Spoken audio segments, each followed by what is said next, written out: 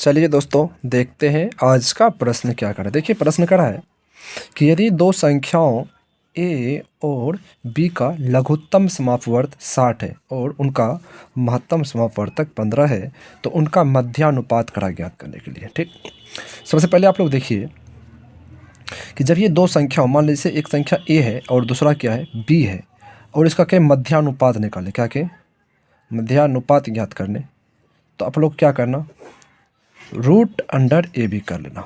यानी वो जो दो संख्या है, दोनों संख्या को रूट के अंदर में क्या करना, गुना करना, और उसका जो वैल्यू होगा, यानी इसका जो आप लोग मान निकालिएगा, वही मान क्या होगा, आपका मध्यानुपात होगा। ठीक है, तो अब देखिए यहाँ पे अपन लोग क्या दे रखा है, प्रश्न कर रहा है कि यहाँ तो दो संख्या का रहा ए और बी है, लेकिन ए और बी का मान नहीं पता है। ठीक, और उसका लघुत्तम समापवर्त दे रखा है और महत्तम समापवर्तक दे रखा है।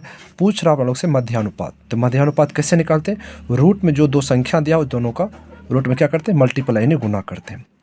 तो यह जो ए और बी है, इस दोनों संख्या क्या कर अपन लोग को गुना, इन दोनों संख्या अगर गुणनफल अपना लोग को पता चल जाए तो उसी गुणनफल को क्या करेंगे, रूट के अंदर ले जा करके उसका मान निकाल लेंगे, जो निकलेगा वही क्या होगा, उसका मध्यानुपात होगा।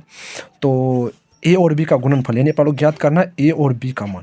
अगर ए और बी का मान अगर ज्ञात हो जाए तो आराम से अपन लोग क्या करेंगे, रूट में ए बी ले जाएंगे और इसका मान निकाल लेंगे, ए बी का जो निकलेगा वही क्या होगा, मध्यानुपात होगा।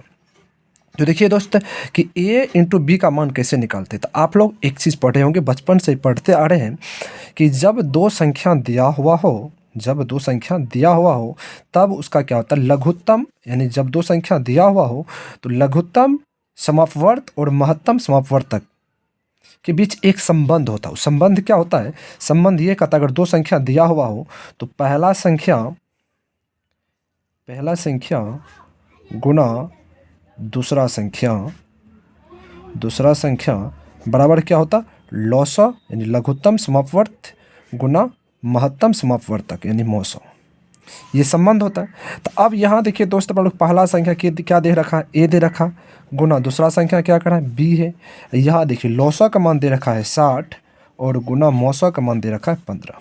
ठीक है, तो a इंटू बी कीजिएगा तो ए बी होगा, ए बी का मान 6 गुना 15 6 90 कीजिएगा यानी 900 होगा। यानी ए बी का मान देखिए लोग क्या पता चल गया, 900 पता चल गया। तो अब काफ़ी आसानी से लोग क्या करेंगे, रूट में जो ए बी है उसका क्या करें, मान निकालेंगे। यानी मध्यानुपात जो करा है, तो मध्यानुपात बराबर क्या होगा, वह जो दो संख्या ए बी है तो उसका मध्यानुपात क्या होगा, ए इंटू बी होगा।